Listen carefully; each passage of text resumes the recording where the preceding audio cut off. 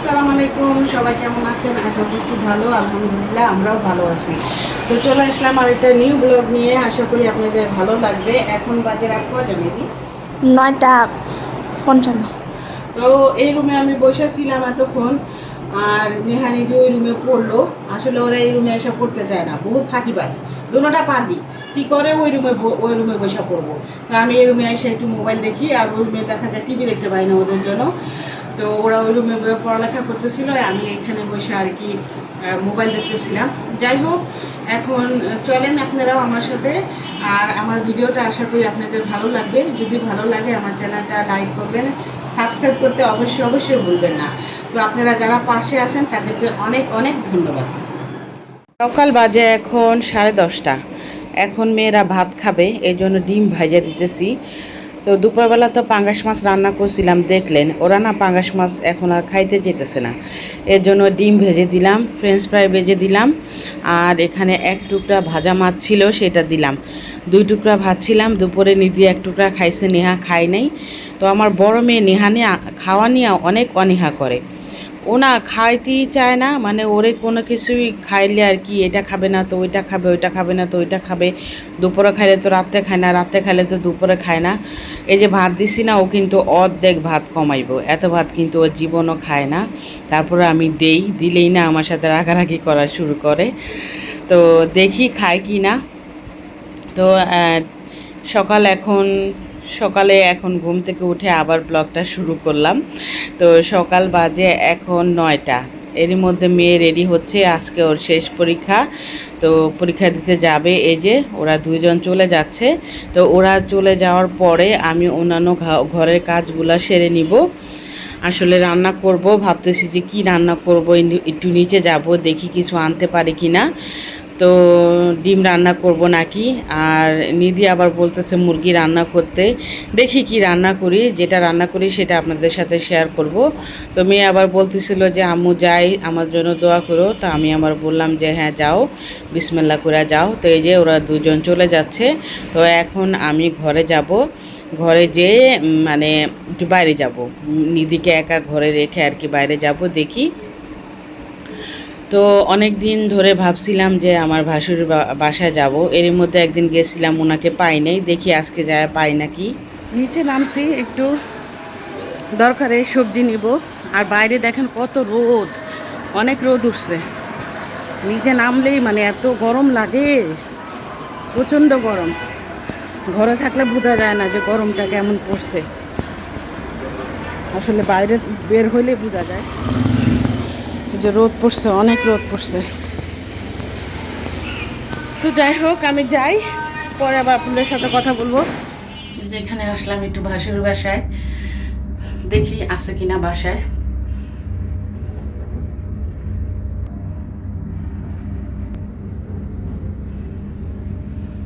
নেহা তো গেছে পরীক্ষা দিতে, নিদিকে একা রেখে আসছি।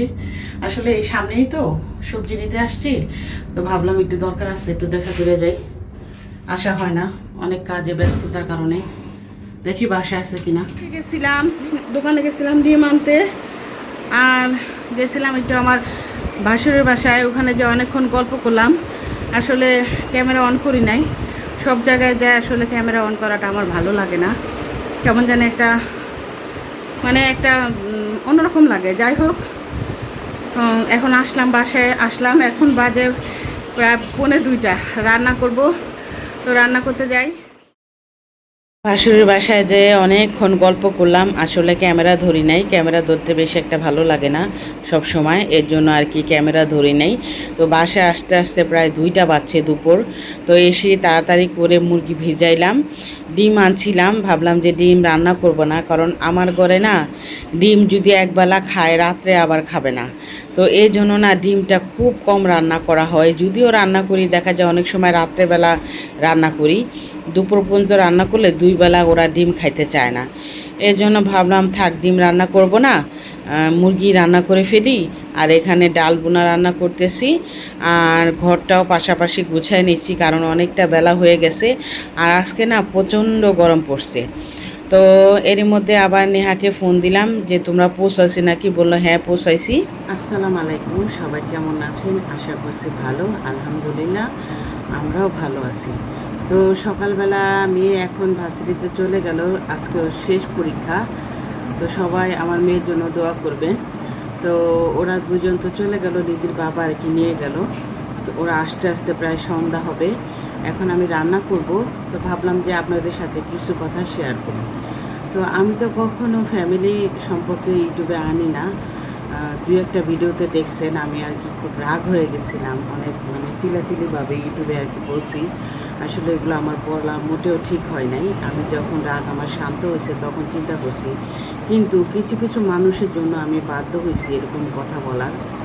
আসলে দেখেন, ফ্যামিলিতে কিন্তু কম বেশি অনেক দু একজন খারাপ মানুষ থাকে।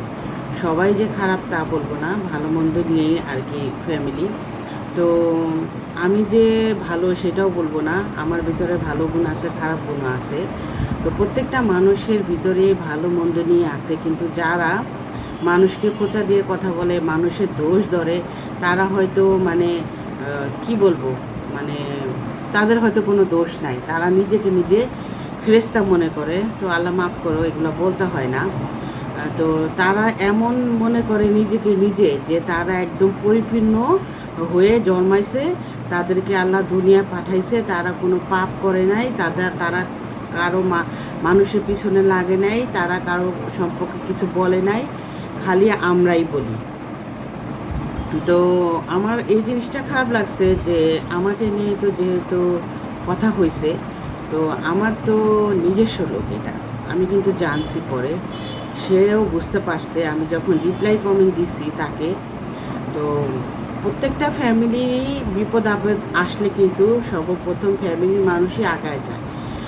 আর আমার হাজব্যান্ড এমন একটা লোক, মানে ও ফ্যামিলি তো বাদে দিলাম, ওর বন্ধু সার্কেল হোক বা পাড়া প্রতিবেশী কেউ যদি কোনো অসুবিধায় পড়ে, ও মানে দৌড়ায় যাবে। ও হয়তো টাকা দিয়ে পারে না, কিন্তু শ্রম দিয়ে করে, যথেষ্ট করার চেষ্টা করে, কিন্তু দিন শেষে ও সবসময় সবার কাছে খারাপ চোখে, মানে হেও চোখে আর কি ও সম্মানটা পায়। আমি সবসময় ওদেরকে বলি যে তুমি কেন মানুষকে আগায় যাও, এরকম বিপদ আগায় যাও, তোমার বেলা তো কেউ আসে না, তুমি একটু অসুস্থ থাকলে কেউ বলে না যে বিপ্লব কেমন আছে, বা ওর একটু খবর নেই, বা তুমি কোনো সমস্যা থাকলে তোমাকে তো কেউ খবর নেয় না। তো দিন শেষে ও একটা কথাই বলে যে বলুক আর না বলুক, আমার যতটুকু করার আমি তা করব। তো এই জন্য না আমি কখনো ওকে বাধা দিই না। তো আমি যদি ওকে বাধা দিই, জোর করি, অবশ্যই কিন্তু ও যাইতে পারবে না, যদি বেশি জোর করি। কিন্তু আমি কেন বাধা দিই না জানেন? আমি মুসলমান, আমি জানি আজকে ওর বিপদ, কালকে আমার বিপদ। কারণ কারো বিপদ কখনো বলে কেউ আসে না। তো আল্লাহ পাক কার কখন কে সাহায্য করব আল্লাহ ছাড়া কেউ জানে না। তো বিপদে হয়তো আমিও পড়তে পারি, তা আমার বিপদে হয়তো উনি একবার আগে আসতে পারে, আর উনি যদি না আগে আসে আরেকজন আগে আসবে। কিন্তু বলতে হয় না, মানে কারো উপকার করে বলতে হয় না। কিন্তু একটা জিনিসই খারাপ লাগে, যাদের উপকার করি তারাই দিন শেষে ওই যে বলে না বাংলা বাস, সেই বাসটা দেয়। তো আমার সাথে সেরকমই হয়েছে। তো আমি জানছি যে কে আমাকে এগুলো কমেন্ট করছে। আমার একটা জিনিসই খারাপ লাগছে, যে এত উপকার করলাম, দিন শেষে সে আমাকে বাস দিল। মানে আমাকে সে কমেন্টে আয়সা মানে নানা রকমের খারাপ মন্তব্য, আমি কারোর সাথে সম্পর্ক রাখি না, তারপরে আমার মনে অহংকার, তারপরে আমি বড়লোক হয়ে গেছি। আচ্ছা, তোর যদি এতই আমার উপরে ক্ষোভ থাকে, তুই তো আমার নিজস্ব লোক, তাই না? তুই আমার মেসেঞ্জারে কল দে, বা মেসেঞ্জারে একটা মেসেজ দে, বা ডাইরেক্ট একটা কল দে। তুই এসে ভিডিওতে কেন কমেন্ট করস? আচ্ছা করছস, ঠিক আছে, একটা কমেন্ট করছস, দ্বিতীয়ত 2-3টা আমারে কমেন্ট করছে, তখন আমি কেন রাগ হবো না বলেন? তখন আমি ভিডিও কেন বানাবো না? আমি যখন ওকে রিপ্লাই কমেন্ট দিছি যে আমি তোকে জানছি চিনছি, তখন সে আমাকে আর কমেন্ট দেয় না। তো নিধির বাবাকে বললাম যে দেখো এই অবস্থা। তো নিধির বাবা ও রাগ করছে, ফোন দিতে চাইছিল, তো আমি না করলাম যে না থাক, তুমি ফোন দিও না। যদি আরেকবার এরকম কমেন্ট দেয় তাহলে কি করব, মানে প্রমাণ সহ নিয়ে যাব, জানি ওরা ওদের গার্জেনরা না করতে পারে না, যে না এটা ও করে নাই। তো এই অবস্থা আমার, আসলে এর জন্য আমি রাগ হয়ে গেছিলাম। আর ইউটিউবে এসে কয়েকটা কথা বলছি। দেখেন, প্রত্যেকটা ফ্যামিলিতেই কিন্তু ভালো মন্দ আছে, প্রত্যেকটা ফ্যামিলিতেই কিন্তু ঝগড়া বিবাদ হয়। তো এগুলা কিন্তু আসলে সোশ্যাল মিডিয়া না আনাই আমি মনে করি ভালো। আমি কিন্তু সবসময় আপনাদের কাছে একটা কথা বলি, আমি যদি এগুলো আনতাম তাহলে কিন্তু অনেক আগেই ভাইরাল হতাম। তো আমি এই সমস্ত নিয়ে ভাইরাল হতে চাই না। দিন শেষে আমি একটা কথাই বলতে চাই যে যতই ঝগড়া হোক, যতই কিছু হোক, রক্তের সম্পর্ক কখনো ছিন্ন করা যায় না।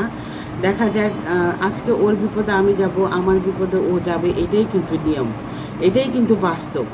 আবার রাগের মাথায় কিন্তু অনেক কথা আমরা বলি যে আমি ওর সাথে কখনো সম্পর্ক রাখবো না বা ওর সাথে কথা বলবো না, কিন্তু দেখা যায় কিন্তু দিন শেষে আবারই তার সাথে কথা বলা হয়।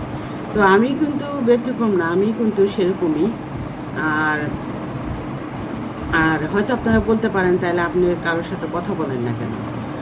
আমি কথা বলি না, কথা বললেই না এখন না মানে অন্যরকম হয়ে যায়। দেখা যায় আমি বলি একটা, হয়ে যায় আরেকটা।